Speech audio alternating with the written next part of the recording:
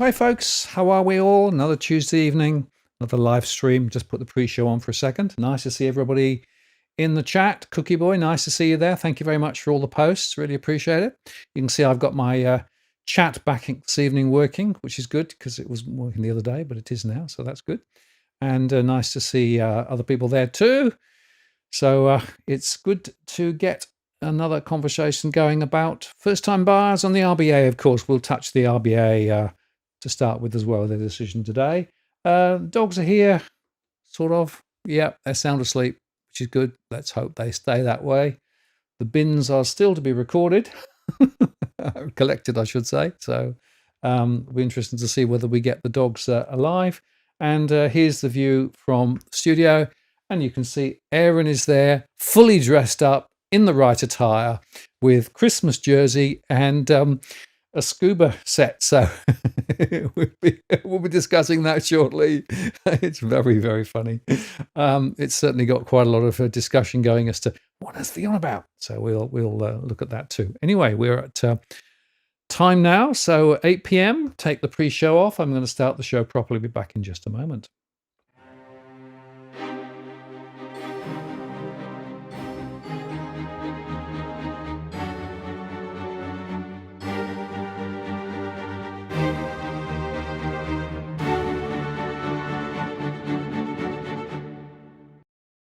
Well, good evening and welcome to this live stream on the 30th of September, the last day of September 2025. It's Martin North here from Digital Finance Analytics. Great to have you on this evening. Thank you very much for taking some of your Tuesday evening out to share it with us. Really appreciate it.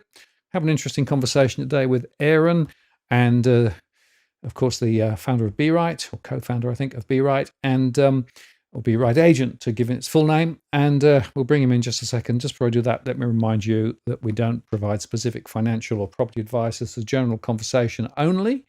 We moderate the chat, but feel free to throw your questions, comments, suggestions in as we go. And if you've got a question for me or Aaron, if you use that Walk the World, that'll get into my queue. I've also enabled Super Chat, which means if you want to get your question top of the list, you can do that, or indeed make a contribution to what we do around here.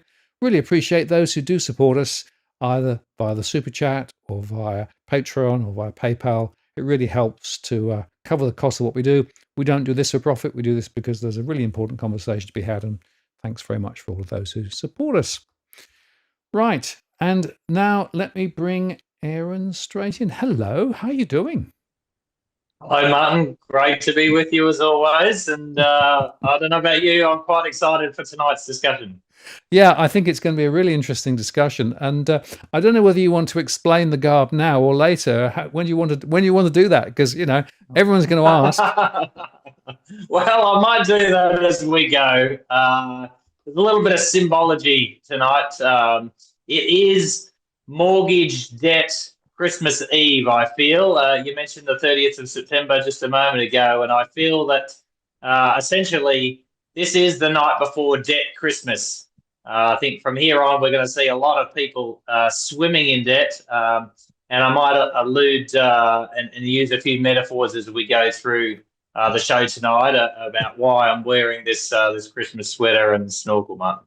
Absolutely. Well, I was thinking, getting underwater, getting trapped. So there's a bunch of questions we can come on to. But let's just start the conversation with a little bit of a wander around the Reserve Bank, right? Because the RBA actually did make their decision today. They held the cash rate, which is no surprise to pretty much anyone. But it was quite interesting. They said both the headline and trimmed mean inflation were within the 2-3% range.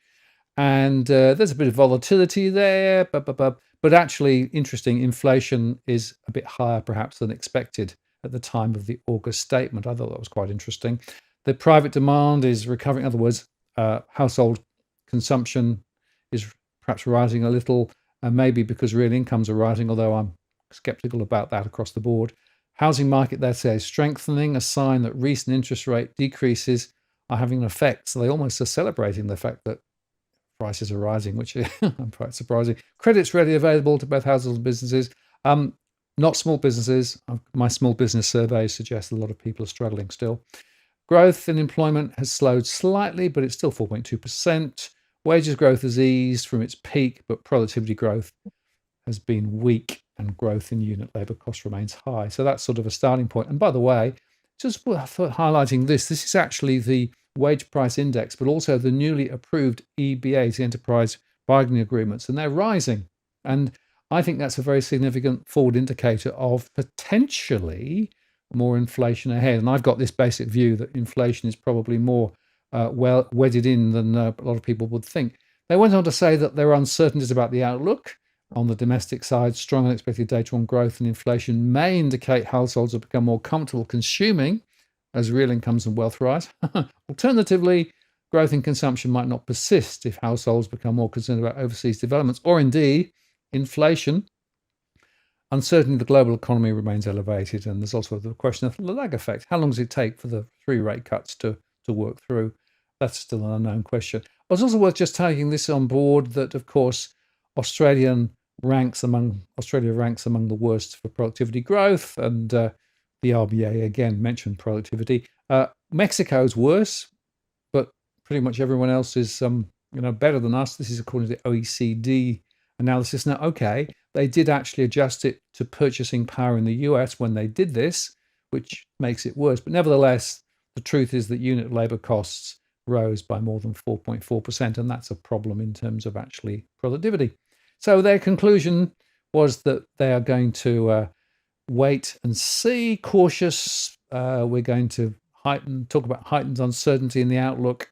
But actually, my take was that there was probably more expectation for rates to stay rather than necessarily drop. And the risk to inflation on the upside is also probably higher than it was previously. So that's an important factor, particularly when people are thinking about potentially now getting into the market, buying that property, perhaps a first-time buyer, getting a 95% mortgage. And rates may not come down, folks, so just bear that in mind. No, that's right. And I think you've summed it up really nicely. It looks to me that they're trying to hedge their bets a little bit. We know that the jobs market is weakening. Not as many jobs being created as 6 months ago. And at the same time, it's right to say, well, inflation is within the 2 to 3% band, but it makes a really big difference, whether it's 3 going to 2 in that direction, or if it's 2 going to 3 in that direction. Both fit the statement that it's within the 2 to 3% band. I think what we saw only a few days ago really was headline inflation of 3%, and the largest sort of at least monthly read in 12 months or so. So is it within the 2 to 3% band? Yeah, sure. But is it going from 3 to 2, or is it going from 2 to 3? And it makes a really big difference. And I would be equal parts worried about what interest rates do from here, and equal parts worried about whether you still have a job in 6 or 12 months' time. And I think that's something that people should be definitely watching out for. Yes, and certainly I find, Aaron, that when I speak to people in my one-to-one conversations, they sort of don't necessarily think about the what-if scenarios. What if I lose my job? What if rates don't drop, et cetera, et cetera? And I always say to people, it's important just to sensitize your analysis. Now, if everything goes well, that's fine.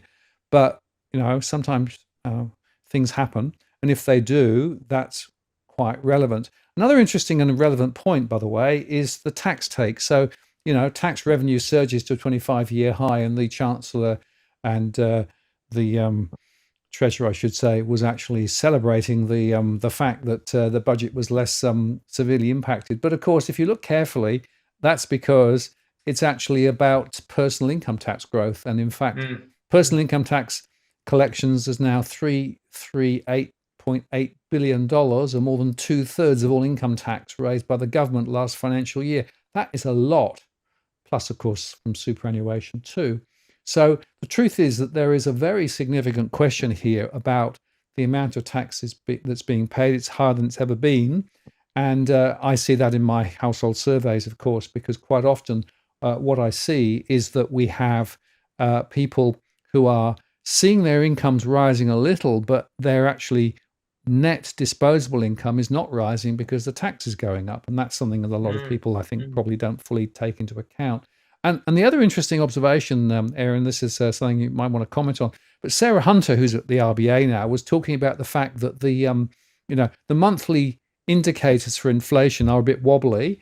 The trimmed metric, the quarterly one is probably a more reliable one. It's interesting that Michelle Bullock in the press conference today specifically said, look, I know the RBA is going to start producing monthly inflation data later in the year, full monthly inflation data, but nevertheless, we're still going to stick to the 3-month trimmed indicator as our core indicator for at least another year, a year and a half, because it perhaps gives us a better view. And I think that's a really important point. So I don't think necessarily that we're going to see a massive switch in the story about inflation because of the ABS changing.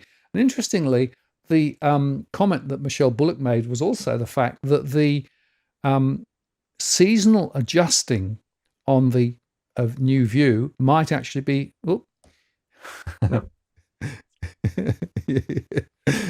might actually be also be another factor too. So it is quite interesting just to bear in mind that we're not going to see a dramatic change. Now, the other point to make is that if you actually look at the implied futures on the interest rates based on what's happening, this is as at the 29th, we had the implied rate forward about 3 and a bit, but now the latest is 3.24 and going up. And so the expectation from a number of analysts now is that interest rates are probably not going to go down a lot further.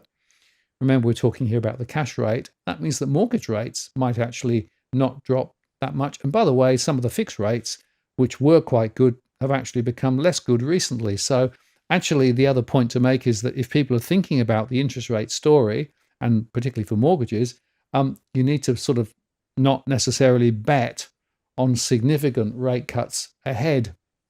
So I think that's another factor, going back to your question of underwater or not. The trajectory of interest rates, I think it's a very important factor for people to take account of.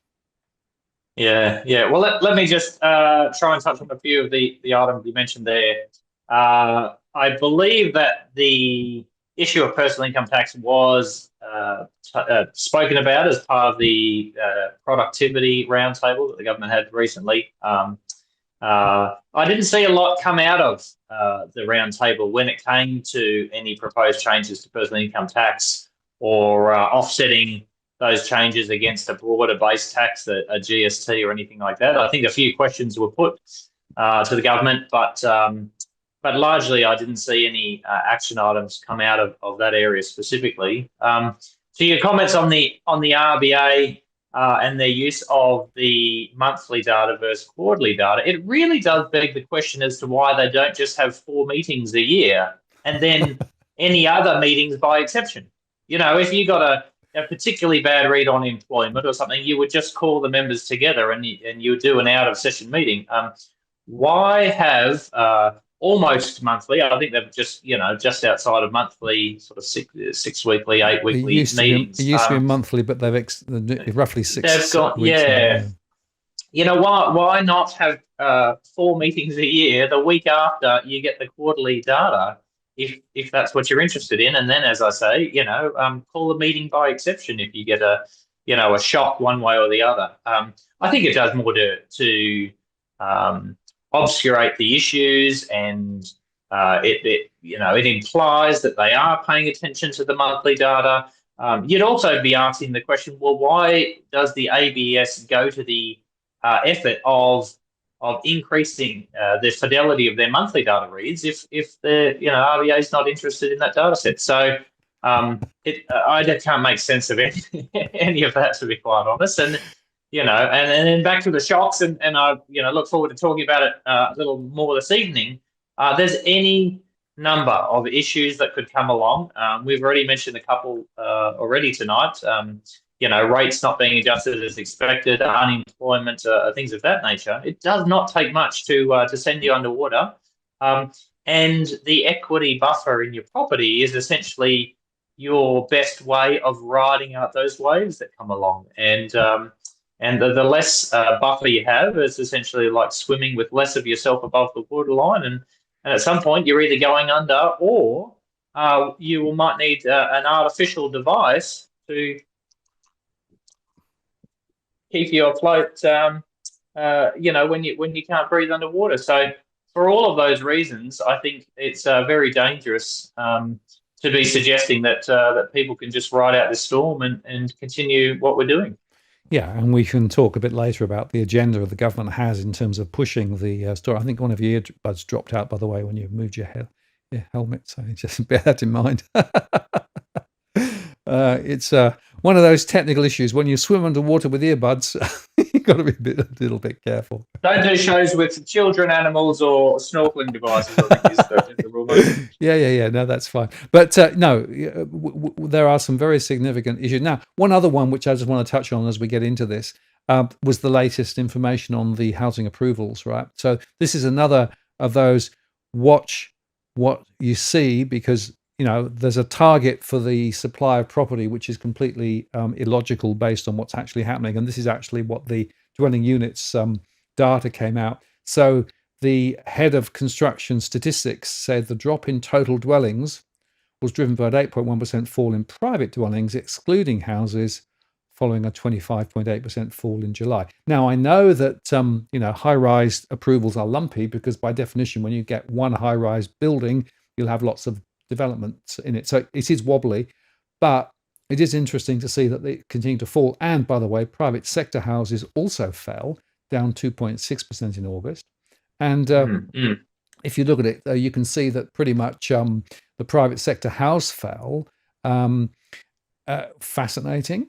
And it was that New South Wales and Victoria drove the prices in the private sector house approvals, which I find absolutely fascinating because that is a very significant indicator, I think.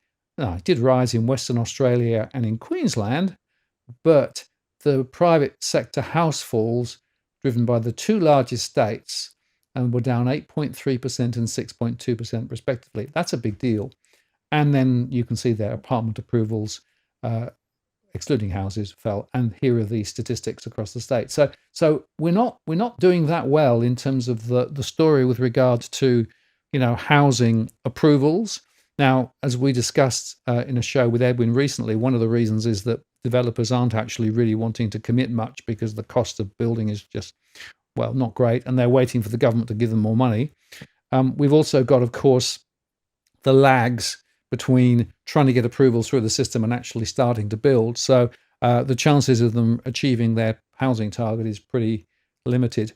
And also, of course, if you think of it from a first-time buyer perspective, a lot of properties are beyond the reach of first-time buyers, and a lot of the properties that are being approved now are not actually targeted anywhere close to first-time buyers. So it's actually worse than just the top level approvals. If you're a prospective first-time buyer trying to find somewhere to live, it is really, really difficult. And I've had lots of conversations in my one-on-one conversation sessions with people having to move a long way out or having to compromise dramatically just to find something within their price category, even before the recent changes. So we have a supply issue.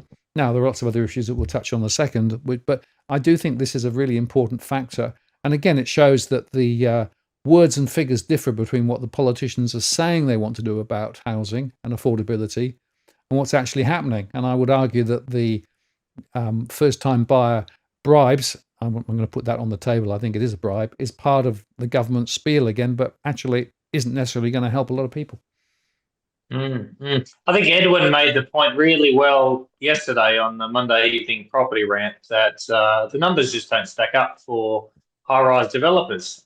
And if the numbers don't stack up for high-rise developers, then the only incentive for those apartments to be more profitable to build is to have less of them and drive the prices up. And so by doing nothing, the prices will continue to rise. So I tend to think of the entire sort of trajectory of new properties and what the government's saying, almost like the run rate required in cricket.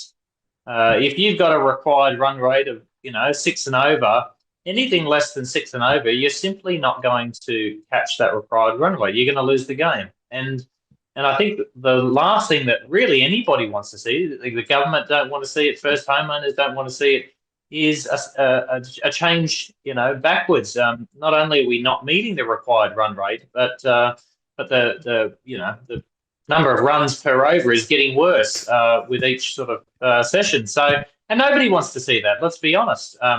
Government would love us to be meeting or exceeding the required run rate, and I think most young people would too, to give them more options. But sadly, that's not the reality.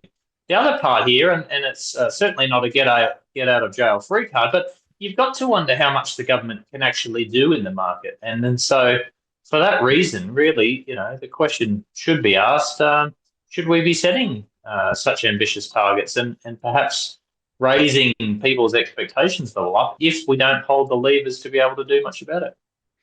Yeah, no, I think that's exactly right. And of course, there's a supply-demand question here, and demand is, as we'll see in a second, is partly driven by this quite strong migration, but also the fact that the ability of people to borrow more is still there, and that's another factor. So we've got this. The bottom line is that they're using the property sector as effectively a crutch for the whole economy, because that's pretty much the only game in town, particularly now with perhaps the resources boom coming off too. And when you actually sort of put all the pieces together, first the point, the consumer confidence level isn't that high. It's come up slightly, but you can see it's way down from where it was pre-COVID. So there are a lot of consumers out there who are not feeling that confident about things, this according to Roy Morgan. And in fact, I made a show with Tarek Brooker the other day where we talked about Australia's economy is worse than you think, because, of course, some of the data that people are quoting tries to make it sound pretty positive, but actually when you strip it back, no. And here's a couple of data points just to underscore that. The net migration per 1,000 residents in 2023 in Australia was the second highest. Canada actually had the biggest prize there. But of course, since then, Canada's dropped the migration intake dramatically, and we are seeing now in Canada prices falling and also rents falling, interestingly, whereas in Australia that's not true. And the other interesting data point is this one. This is actually the disposable income is the worst in the world over the last little while. This is since March 2022, depending on when you look at it. But the point is, we do have a real issue in terms of the economic foundations of Australia. And so that's another factor in when you are thinking about making and committing a decision yourself to buying a property. You've got to think about your own situation, but also think about the slightly broader situation. Oh, and by the way, just in case there's any concern about what's happening with rents, this article just highlights the fact that, in fact, we can see Sydney and Brisbane rents rising significantly higher than the average. So that was very interesting because, of course, the ABS suggested that maybe rent growth was easing, but no, I'm not seeing it. In my surveys, I'm seeing rental pressure still very, very strong, which means that if you're in the rental sector, you've got a huge amount of pressure. And there are a lot of people in the rental sector, again, according to my one-to-one conversations, who are thinking, well, maybe I should jump across now and grab that opportunity. The government's changing the rules as at tomorrow we can borrow more and we can get that extra support. So maybe it's time to jump. And my argument is, well, renting is not great, but maybe buying as a first-time buyer ain't great potentially. And if you want to sort of understand that, here's a couple of data points. So rate cuts and first home scheme fuel loan demand, according to Clancy Yates there. And Westpac, National Australia Bank and ANZ Bank are ruling off their financial year with rising house prices and falling interest rates. Well, maybe we'll debate the falling interest rates.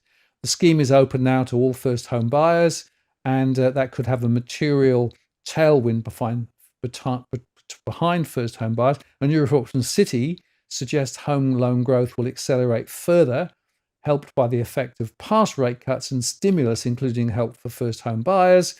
And of course, you've got that deposit on the 5 to 20%, which saves you a little money as well.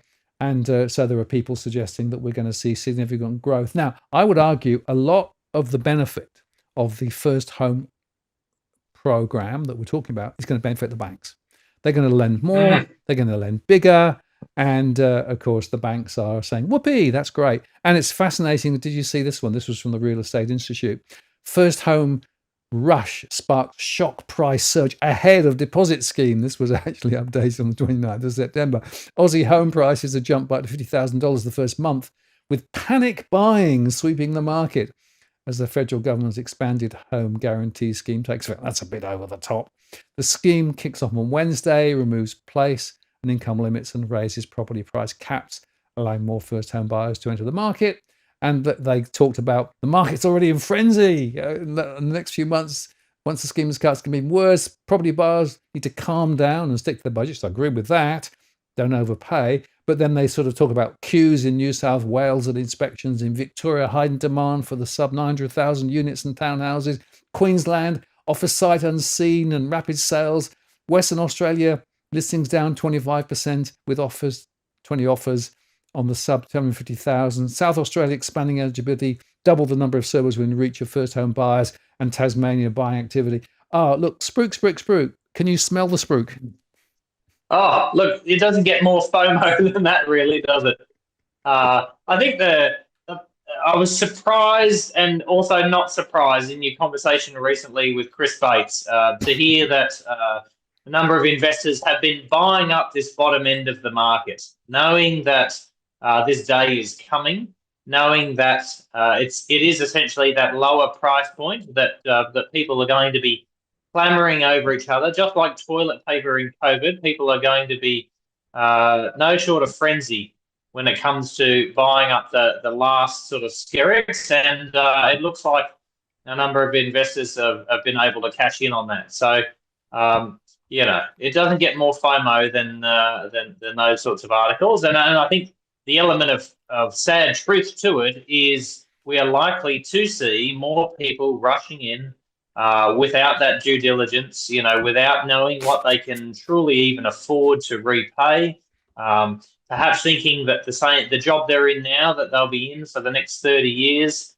and mum and dad will always be there to support them. So those are some of the concerns I have. I've got no doubt that FOMO is alive and well. People just really need to exercise that caution. Yeah, I'm afraid that there is a lot of spruiking, and in fact, as Cookie Boy says, the mainstream media is spruiking regional areas as well. Interestingly, when I've done some analysis on regional areas, prices may have risen, but income's not. So the price to income ratios are very adverse in a lot of regional areas.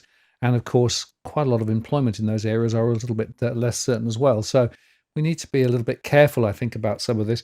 And I wrote a show the other day called First Time Buyers in Wonderland, when I went through some of the issues that we're seeing here.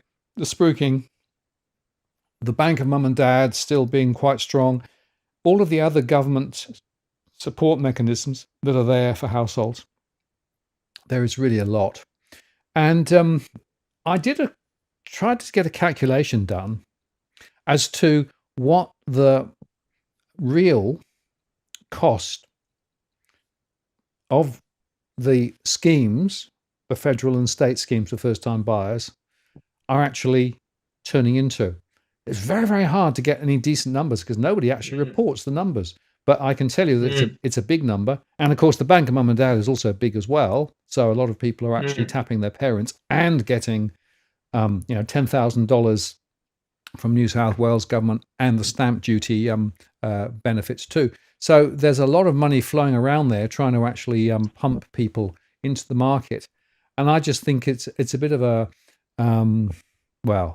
it's a bit of a furphy. And I just worry that people are going to get in over their heads. So going back to your analogy of, are we getting underwater here? There is a real risk. I think people are going to get swept up. And as Edwin said in the rant yesterday, we've seen some people just grab a property without even doing any due diligence, which is always a risk. So now let's then, get to your slides, because you actually put some slides together, and this was quite a neat one, right? Which was having a nice swim, but maybe there's a big wave coming. Yeah, absolutely. So we wrote an article a few months back now, really, that looked at this issue of deposit amounts and I tried to make an analogy about swimming in the water and to try and make the point or help people visualize that putting in a 20% deposit, so having an 80% loan, is really like swimming with your head and shoulders above the water. Any waves that come along, you'll be able to rise above them, and you're not likely to sink because of it. But as you get less deposit and a higher loan, you start to be swimming lower in the water. So a 90% loan might be just swimming with your chin above the water. And a 95% loan, so a 5% deposit, 95% loan is really like swimming with just your nose above the water. And if that's the case, then it really doesn't take much of a wave or even a small ripple, Martin, to send you underwater. And so, I thought, well, perhaps that's a good place to start. Maybe we can throw out some waves that come along. Now, again, we've already mentioned a few this evening. Unemployment, I think, is a really concerning wave. And Tarek made the point the other week that unemployment could really rise quite rapidly. This year alone, we've already seen a number of layoffs from large building companies. You've got clothing retailers that have gone out of business. You've got even the banks themselves. I think NAB are axing about 400 jobs. ANZ slashing a massive 3,500 positions. And then even CBA have had this little on again, off again with whether or not they're cutting staff and replacing them with AI. And so, unemployment is just one wave that could come along. And if you're only swimming with your nose above the water, then really you do not have a lot of wiggle room to be able to absorb that kind of shock. Edwin shared the other night the house with termites. That's another wave that could very easily come along. Any sort of remediation works, leaks, asbestos, unapproved structures on the property, all really good examples shared of different waves. We know that people are starting to be essentially not able to afford building and home insurance, fire and flood insurance, and so, with more and more homes built in low-lying areas or on the fringes of suburbs, essentially in bushfire-prone areas, those same properties may be at the greatest risk of fires and floods and whatnot, and yet people aren't having the necessary insurance for those properties as well. So that's another wave that could come along. It could be a tree branch, Martin, falling on the roof of your property and needing the money to replace that. That's a sort of an unexpected wave that may come along too. Yeah, absolutely. In fact, I had a tree branch come through my place here, but I was insured, so I was able to get my roof fixed, no problem. But yeah, it is fascinating that quite often what we find is that people are actually, over positive with regard to property, and yeah, prices probably will rise in the short term. Although interestingly, there are a number of people now suggesting that they're going to rise and then perhaps drop again. In fact, Leith Van Onselen was on the other day talking about this. He thinks that we're going to see a bit of a spike and then a bit of a fall. Now, if you've got a 95% mortgage and prices do begin to slide, that begins to be a bit of a problem for people. And I've always believed that the buffer that you've got, let's say it's 20%, is quite useful from two perspectives. Firstly, it gives you some leeway if prices fall, but the other is the interest rate that you might get is a little bit better, because the banks tend to have a bit of a sense of, 95%, no, it's a more risky loan, and therefore the other side of this is the nature and structure of the loan. And I want to touch on that from two perspectives: the interest rates that people are likely to get, and the term of the loan that they're likely to get. Because the other thing that I'm seeing is a lot of people are thinking, oh, I need to get a 35-year loan or 30-year loan or whatever, right? But just remember, folks, that means you're paying a lot longer and a lot more interest to the bank. So the bank loves it because that means they've got this longer duration, but you are paying a lot more. And so these two factors are not factors that actually many people are talking about. But Aaron, you started poking the bear. Yeah, that's right. So we might start with the curve first then. I like to think, and the numbers specifically on this slide aren't important. The shape of the curve really is what's important here. And in either of those situations, monthly or fortnightly, again, that's not super important in the point of what I'm going to say next. But I like to think of repaying a principal and interest loan in sort of three chunks. And if you took a standard 30-year loan term, then you're talking about it really in terms of 3 decades. The first decade is where you're making your repayments every fortnight or every month, but you're making very, very little headway against the principal amount. Most of what you're paying is going towards the interest. Very little of that is actually chipping away at your principal. And the second sort of period there is a bit more 50-50. You're making repayments against the principal, and that's coming down quite nicely. But you're also paying for the interest on that remaining amount. And then the final decade, if anybody ever gets there, is where you're really making substantial repayments against the principal amount. And as that's coming down more rapidly, you're paying less interest essentially on the remaining principal there. And so by taking a 95% loan, what you're really doing is prolonging and making more painful that difficult part of the cycle already.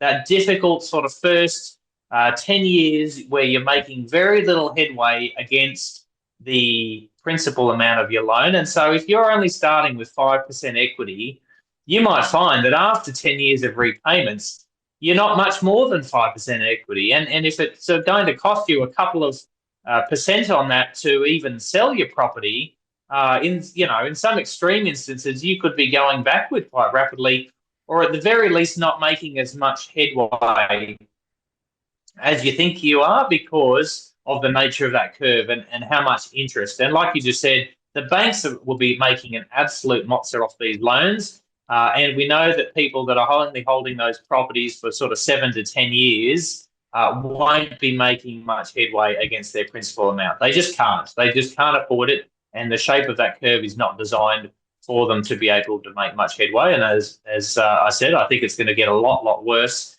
with people taking out 95% loans.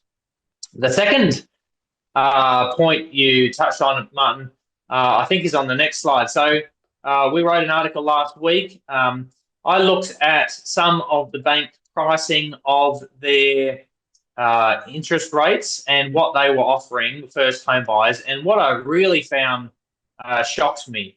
Now, this article that was on news.com.au is actually an updated version, a republished version, if you like. The original article mentioned all 4 major banks, and that picture you can see on the right-hand side of the screen had all 4 bank logos. And then I noticed in a subsequent update to this article, one of the banks was removed, both from the picture and also from the text there. And so I got in touch with the journalist and asked why that was the case. And she expressed to me that that bank had reached out to her and said that my comments about their rates were factually inaccurate. Now, I can tell you exactly what I said about that bank and about their rates. The first thing I said was that their products on 80% loans, they were offering a digital product at a really, really good rate. I think it was about 5.39% that they offered, but it was only offered to loan-to-value ratios at 80% or less. Even going to 81% LVR, that product was not available to you.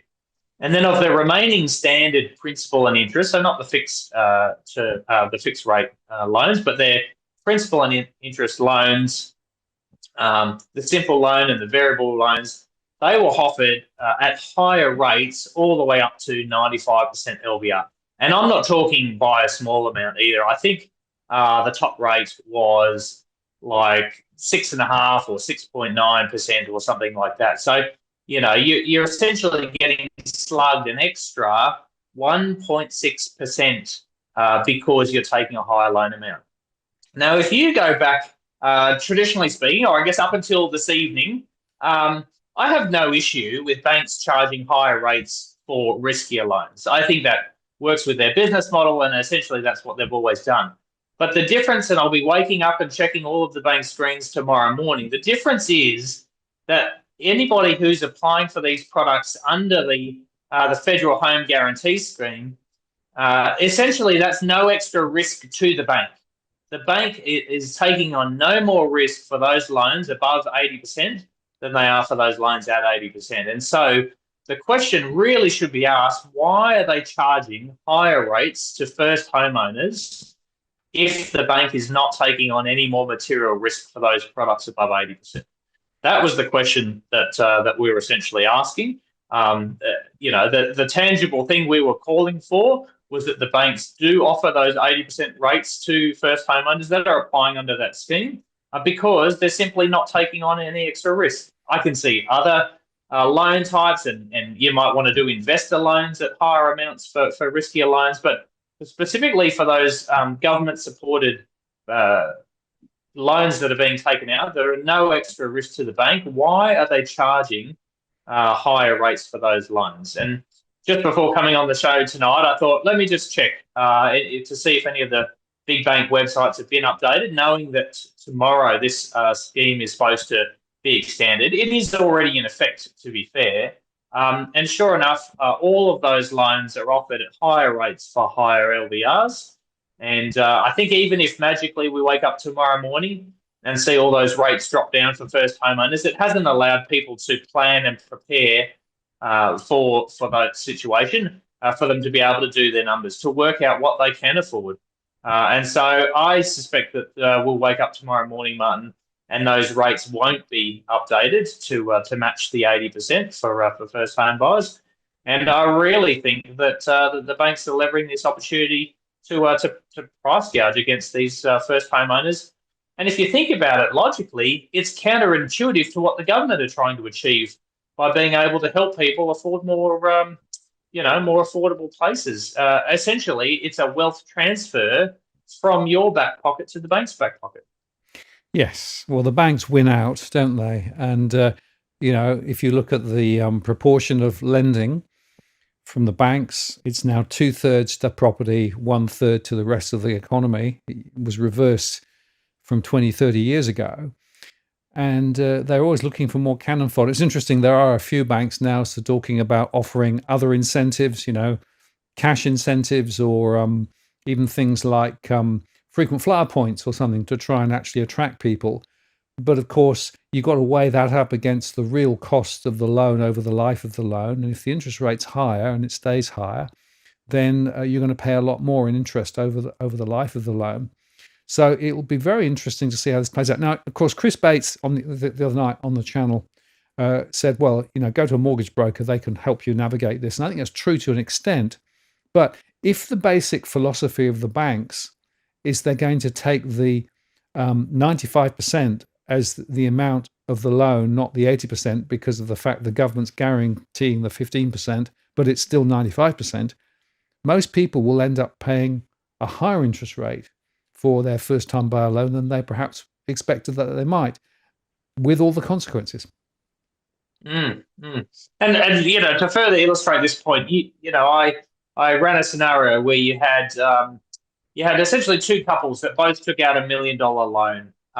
One was taken out against the 80% LVR, and another was against the 95. Now, maybe you're talking about two houses across for each other, $1 million loan on a freestanding house with an 80% LVR, and you're talking about $1 million loan against an apartment with a 95% LVR. Same amount of cash, same amount of loan size, two different properties, and based on the material value of those properties, you get wildly different amounts that those homeowners need to repay each month. You're talking in the order of $1,000 or more per month simply because of the rate difference there. Same loan size, but just different LVR, and you've got those first homeowners paying $1,000 more per month. And we're, I guess, to lead into my next point, essentially we're talking about people that aren't able to get a 20% deposit together. So, how does that make sense when essentially people are only able to get together a 5% deposit, and perhaps for a variety of good reasons, that they're only able to do that, but yet they're able to get together an extra $1,000 a month simply because they have to pay a higher interest rate on that thing. And as I said, at no more risk to the financial institution. No, actually, in fact, with the government guarantee, it's probably less risk, right? Because it means that they can afford to turn down. But I also make the point, of course, it's not the government, it's the taxpayer who's actually on the hook for this. So if in fact we have a significant property correction in a year or 2 or 3 time, and prices do fall, well, guess what? It's taxpayers who pick up the bill. So it goes back to this idea of this wealth transference thing going on, and the property market being supported by the government directly and indirectly, and not least because of the fact that it's taxpayers' money that is being used for this. So I always I'm worried about that. It goes back to what I said at the top of the show about the amount of debt in the system is still rising, and the government deficit's still rising. They're throwing a lot of money at the housing sector because it's the only game in town in terms of trying to keep the economy going. And Michelle Bullock talked about the wealth effect from housing and from superannuation and from shares in the commentary today and the press conference. And that's again a little bit of a sort of a fallacious argument in my view. It's not really necessarily good economic momentum. It's the business investment which is going to be the critical thing for the future, and it's going to be something beyond housing which is critical for the future of Australia. And yet at the moment the government's spending a lot of time, effort and money talking up and supporting the housing market directly. So I've got a bit of a problem with this. And I also think that looking at individuals, sure, you might be one of the lucky ones who actually get in and can get a property. Productivity Commission's report recently suggested most of the people who will benefit from these types of schemes would have bought in the next little while anyway. It just brings it forward, but it doesn't address the fundamental problem of housing unaffordability for a large proportion of the population who still can't get into the market in these situations. So it doesn't really address the root causes of housing affordability. What it is doing is just putting lipstick on a pig. And if it didn't help people at an 80% LVR interest rate, how is it going to help people at a 95% LVR interest rate? An interest rate that's up to a whopping 1.6% extra to repay that money. I just think it's quite ridiculous. Yeah, absolutely. That's interesting. Well, we'll see a 14.99% decline in property prices. You're probably right. Exactly. Just by the amount of the government support, but no more. That's a very good point. But, the other thing is, because you mentioned essentially we, the people, becoming the insurance provider, for that credit, right? Yeah. In any insurance product, you're supposed to get something back in return for the risk you take on that somebody does default, right? So where is essentially the interest coming back to the people, every month from the banks to be able to say, okay, if somebody does default, sure, we'll pay out, but we're collecting, from you every month to make sure that doesn't happen. I think people should be getting a better rate than 80% rather than, a worse rate. Absolutely. Yeah, and as Otto said, of course, quite often people ultimately have to move, on average every 7 years. It does vary, of course, which means effectively then you're actually starting this interest payment program story again. So effectively, if you look at the life of an individual rather than actually an average loan life, and look at how much they're actually paying in terms of interest over their life, it's quite significant. And also, of course, a lot of people now are borrowing later initially. So housing formation is 10 years later than it used to be, which means that people are borrowing more later. And that means that when they come to retirement, they've still got a mortgage around their neck, and they either then have to try and pay it off when they want to retire or go on working for longer. So there are a lot of social and economic implications and consequences of what we're doing here. And I've always had the view that this isn't necessarily the smartest move. I'll also make just another point. I'll just put this slide up if I can find it. Yeah, it should be that one here. This is the 3-year Aussie rate at the moment, and you can see it's now at 3.35, and you can see it's popped up again. It was hovering around 3.3 back in July. So the expectation there is that because the 3 years a good proxy. 2-year was also a little higher at 3.52. The 10-year is now at 4.3, which is interesting because it was actually quite a bit higher at 4.4. But you can see earlier in September, we were at 4.2. And there are people out there who are thinking that the longer term rates, which perhaps will be more impacted by what's going on internationally with Trump and tariffs and all the other stuff there, means that in fact the cost of credit will be quite a lot higher, which means that some of the interest rates that we are seeing on the fixed rates are actually a little higher than they were previously already.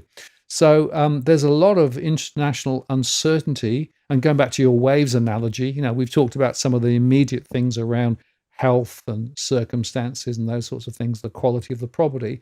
But you've also got this international story too, with what Trump is doing. He's throwing more tariffs all over the place at the moment, and that's putting a lot of pressure on markets too. And when you put it all together, you've got to say, well, there's a bit of risk around out there as well. And I don't know whether you saw all the latest discussion, but I thought this was quite. If I can just find it, it's here somewhere. Where is it? Yeah, just one second. I've got a little meme which Mr. Trump put up the other day. If I can find it, let's find it. Hang on, can I find it? It's here somewhere. There you go. Let's put it up. There you go. This is what he published the other day. He's firing Jerome Powell, and there is international uncertainty about the story with regard to central banks and central bankers. Look, I've got a theory. I've had it for some time. I think central banks are part of the problem rather than part of the solution.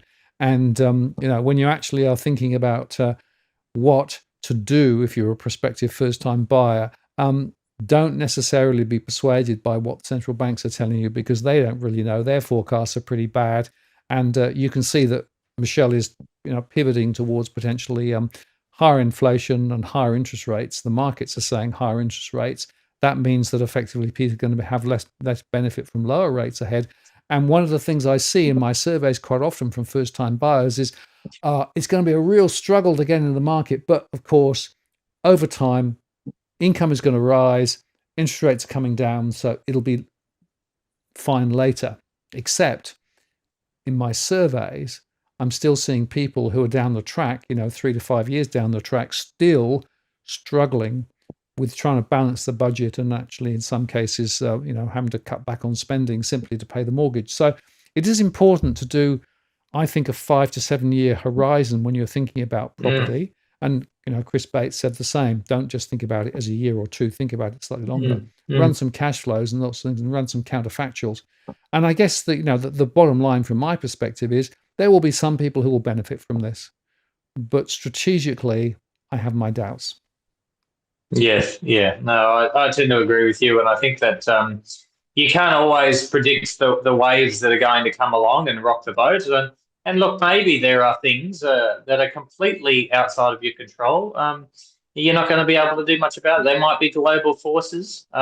You might work for CSL and find that Australian medical goods have just been hit with 100% tariff that you weren't expecting.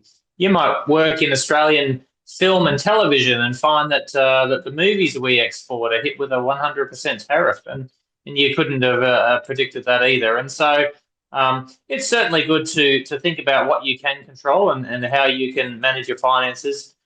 You can also, you've got to be prepared to roll with the punches, as they say, as well. I just think it's so important that people have the buffer to be able to do that, and that they're not forced to go underwater at the slightest little ripple.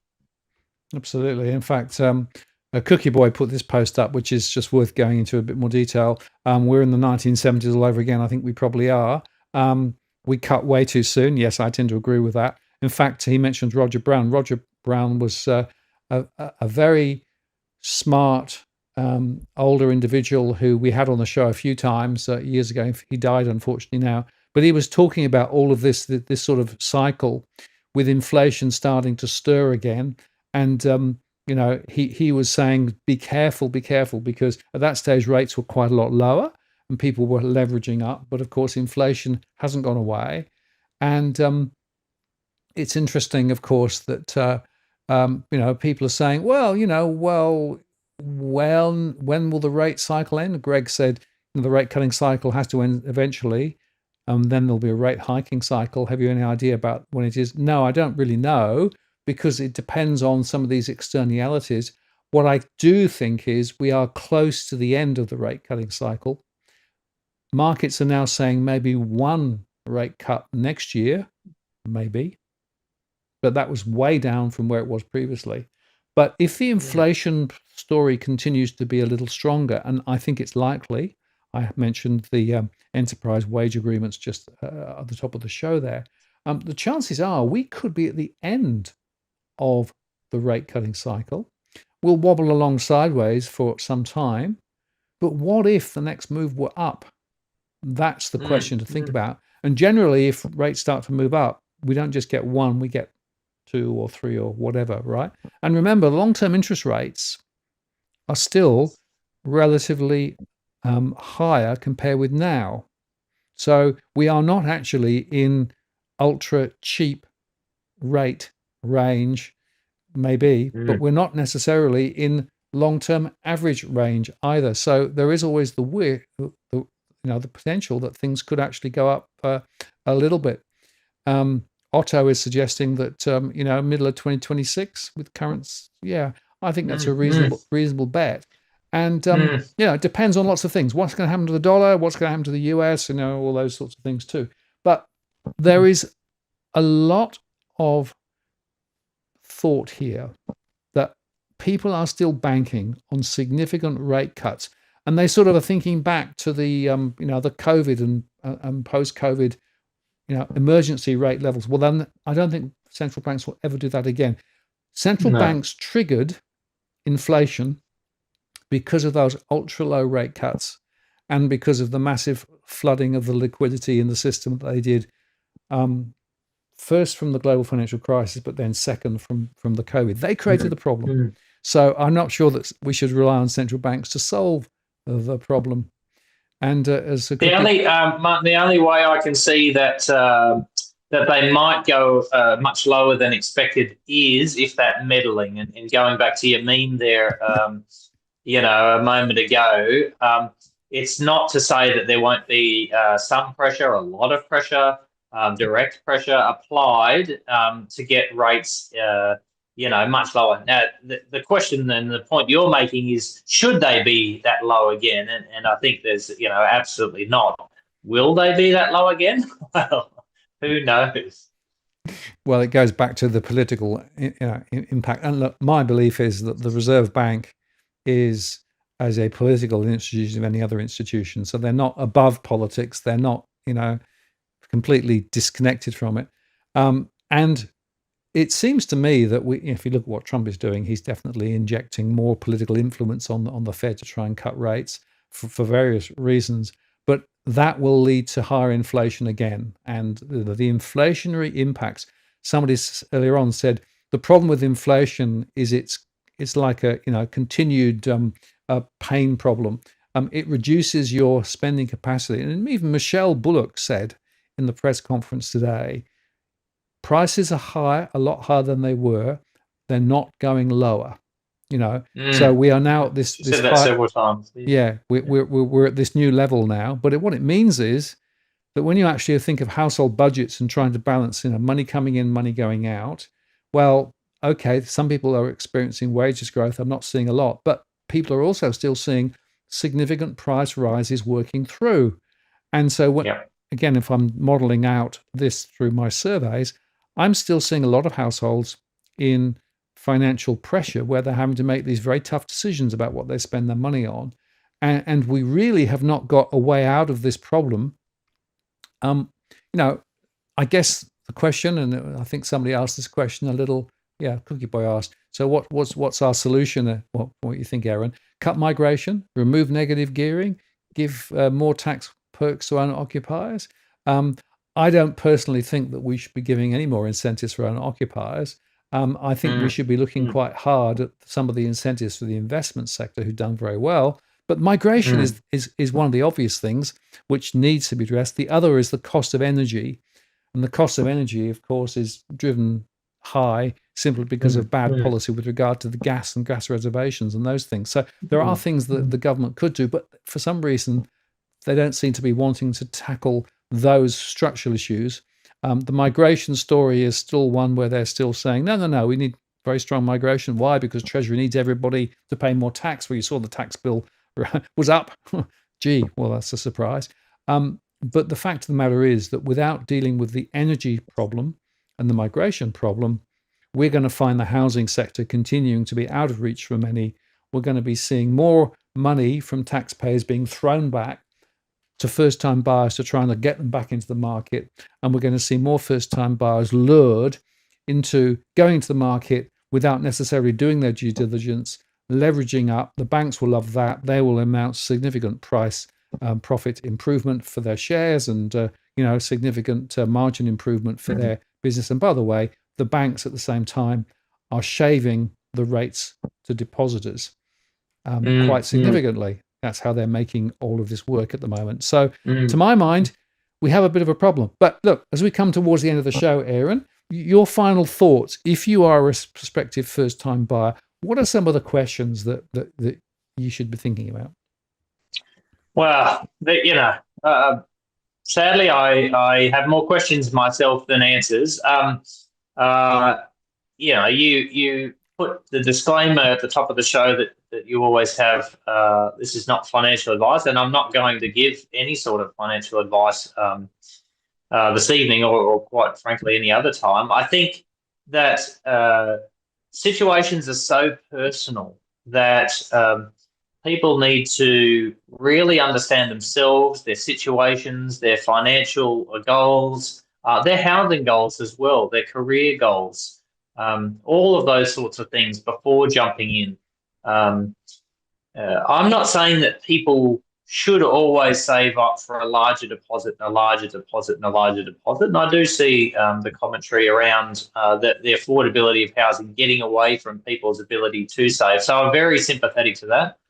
All I'm really calling for is two things. Firstly, on the consumer side, is a degree of measure when it comes to understanding your financial position, and before you jump in and sort of ride that FOMO wave, really understand, can you afford it, or should you be waiting a little bit longer to be able to get a better deal and a better rate. Going back to some of those bank products, there's the difference between an 80% loan and an 80.1% loan, is nearly a full percentage when it comes to your interest rate. And so, we might be talking $1,000, and it makes a huge difference to the rate that you're getting. And it'd probably take you another 12 months to renegotiate that lower. So could you just save just one more $1,000 and to be able to get a better rate?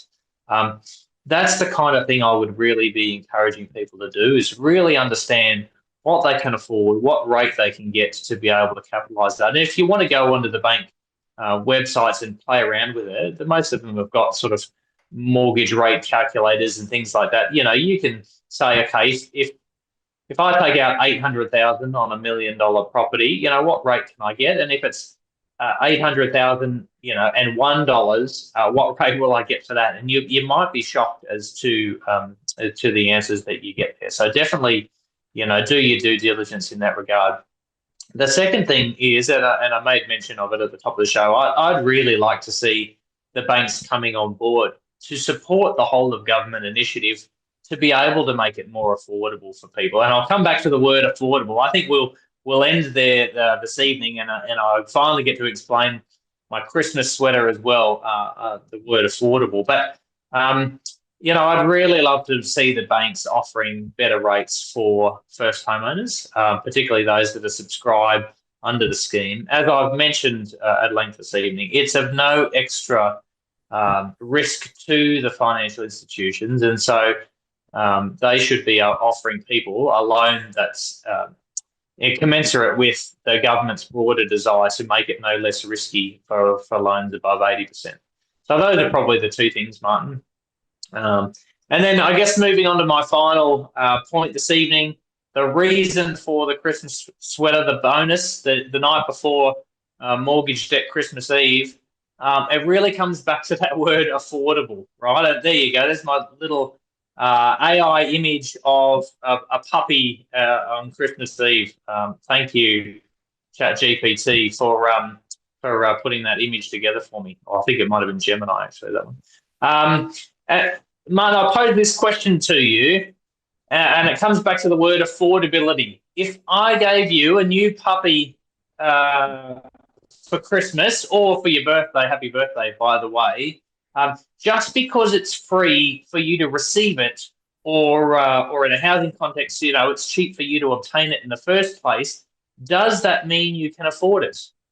Or is the real question, even if you didn't put much money into getting it, is affordability broader, and it goes to whether or not you can keep it on a day-by-day, week-by-week, month-by-month basis?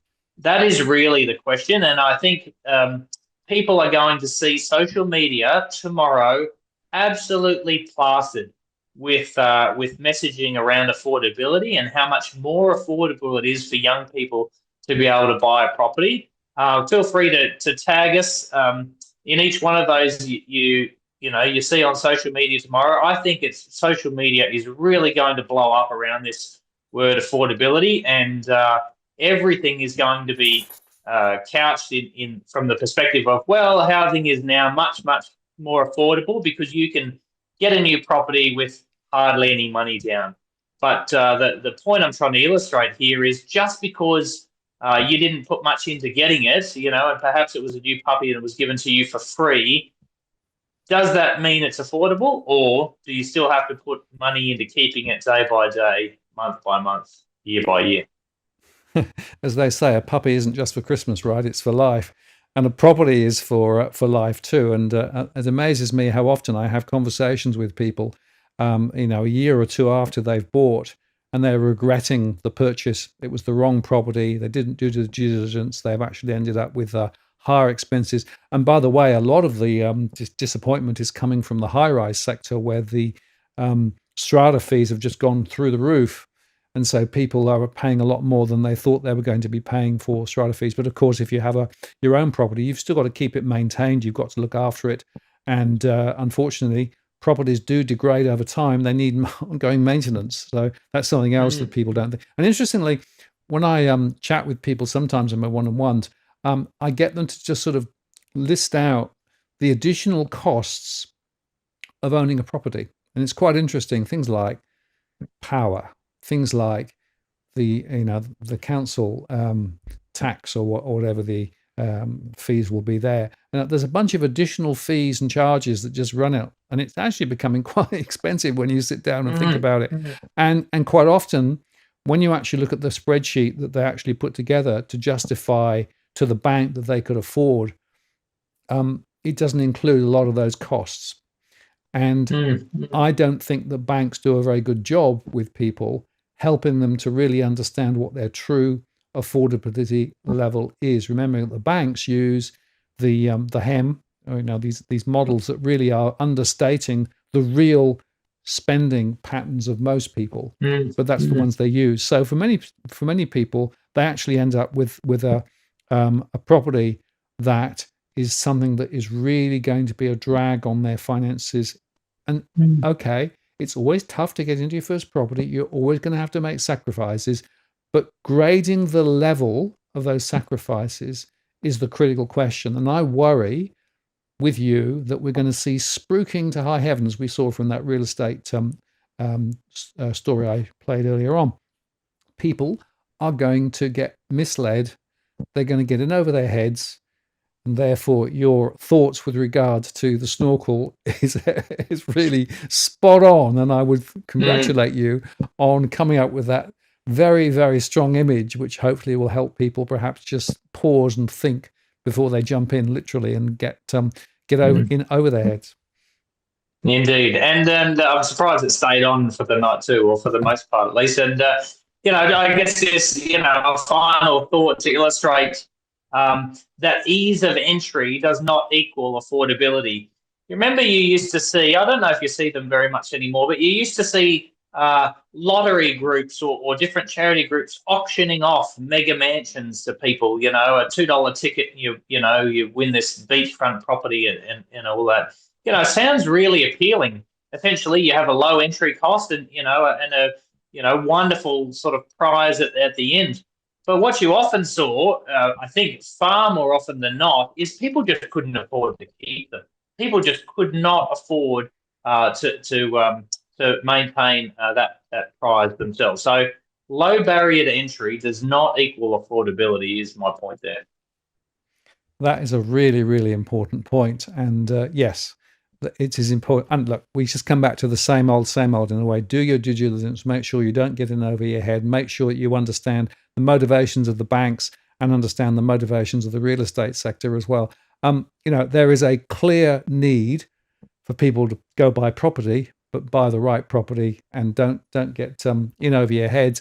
And just to answer Steve's question, how realistic is the Henderson Property Index? The HEM, which is what they use these days.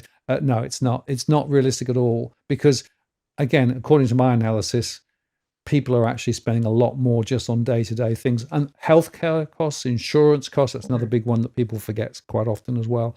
Getting around, tolls, for example. A lot of people are buying property where there are big toll fees to get around, which they're not factoring in. So there's a really important question here.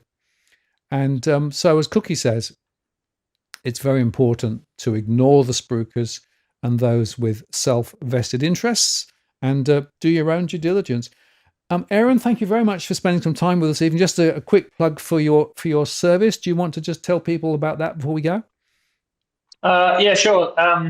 bRight Agent, we operate Australia-wide and help people save money when they're selling their property by getting real estate agents to offer more transparent and competitive commission rates. And I think we're all used to price comparisons with, buying a new TV or a car and walking in and say, hey, can you match that rate? And essentially there's nowhere in Australia to be able to do that and get agents to offer you a more competitive rate. There's a lot of different ways to choose an agent.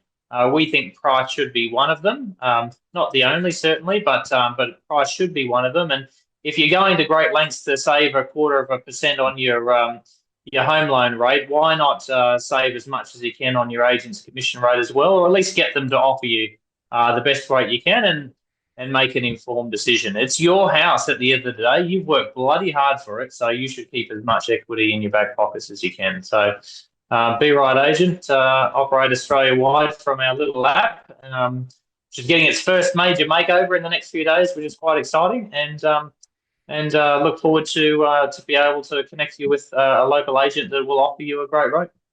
Great, thank you. Links are in the comments below for that particular site, and it's definitely worth a look.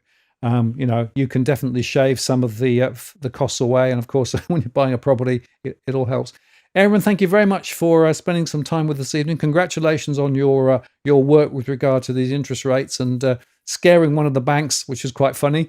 And thank you very much for turning up with your jumper and your headwear. That certainly has created quite a lot of amusement. But as Otto said a little while ago, oops, he's gone. It was a very apposite, analogy for what's going on at the moment. So. Thanks, Aaron. Thank you very much also to everybody else for coming on this evening and spending some time with us. The dogs are still here, I think. Yes, they are. So we could just look at the doggies. There we go. The doggies are still there. And sound asleep. We didn't really have much noise from them today, which was quite good. Just to say that next week, it's going to be the monthly market review as normal. And that, of course, will be same time next week. So we'll be talking with Nucleus Wealth, and that'll be a fun conversation to have there, and particularly look at whether we're going to move into October with a potential fall. Remember that September and October tend to be the months where the most significant falls. And so Damien Klassen will be on, and we'll be discussing specifically whether markets are too hot and whether they're likely to fall, or whether there's enough momentum, particularly from AI, to keep the story going. So that'll be an interesting show. Mark your diary for that one. And the following week, I'll be on to talk again about my mortgage stress and modeling. Steve, thank you so much for the super chat. Really appreciate that. And I hope you found it useful, interesting, and I appreciate your contribution to what we do around here. And thank you very much to Cookie as well. And yeah, the dogs are still drunk. They're off for the next walk shortly. So there we are. Thank you very much. Take care. Have a good evening. Keep safe. And I'll look forward to seeing you on the live show next week. And indeed, of course, check out the recorded shows that are posted each day. And of course, my shorts as well, which are also getting quite a lot of coverage too. So thank you very much. Take care. We'll see you next time. This is Martin North from Digital Finance Analytics signing off. Cheerio.